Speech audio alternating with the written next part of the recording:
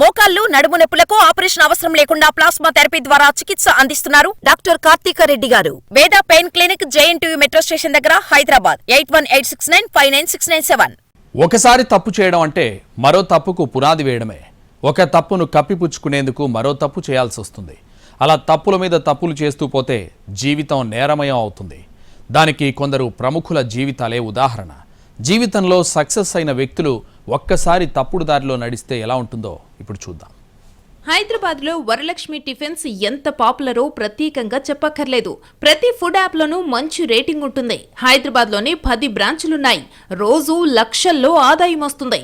కానీ దాని యజమాని ప్రభాకర్ రెడ్డి జీవితమంతా వివాదాలమయం. డ్రగ్స్ అమ్ముతూ దొరికిపోయి చెడ్డ పేరు తెచ్చుకున్నాడు. తాజాగా మరో కేసులోనూ అతడు అరెస్ట్ అయ్యాడు. సాధారణ కూలీగా జీవితం ప్రారంభించాడు ప్రభాకర్ రెడ్డి. హైదరాబాద్ వచ్చాడు. ఓ ఇంట్లో అద్దెకున్నాడు. ఆ ఇంటి యజమాని కూతురినే లవ్ లో పడేశాడు. ఇంటి యజమాని పోలీస్ కేసు పెట్టడంతో అక్కడి నుంచి గుంటూరుకు పారిపోయాడు. గుంటూరులో ఓ చిన్న బడ్డీ కొట్టు పెట్టుకున్నాడు. ఆ తరువాత టిఫిన్ సెంటర్ ఏర్పాటు చేసుకున్నాడు. టేస్ట్ బాగా ఉండడంతో టిఫిన్ సెంటర్ కస్టమర్లతో కిటకిటలాడింది.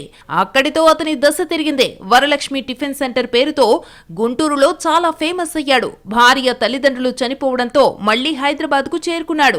గచ్చిబౌలిలో అప్పుడప్పుడే ఐటీ సెక్టార్ డెవలప్ అవుతోంది. డిఎల్ఎఫ్ దగ్గర వరలక్ష్మి టిఫిన్స్ ఓపెన్ చేశాడు ప్రభాకర్ రెడ్డి.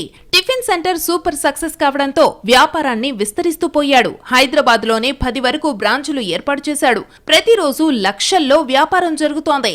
వరలక్ష్మి టిఫిన్ సెంటర్ల గురించి తెలియని హైదరాబాద్ వాసులుండరు.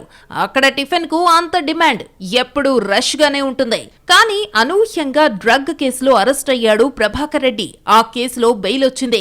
జైలు నుంచి బయటకొచ్చాడు. అంతలోనే మరో వివాదంలో చిక్కుకున్నాడు. మరోసారి అతన్ని పోలీసులు అరెస్టు చేశారు. ఈసారి చీటింగ్ కేసులో అరెస్ట్ అయ్యాడు. అమ్మాయిలను మోసగించిన కేసులో ప్రభాకర్ రెడ్డిని అరెస్టు చేశారు పోలీసులు.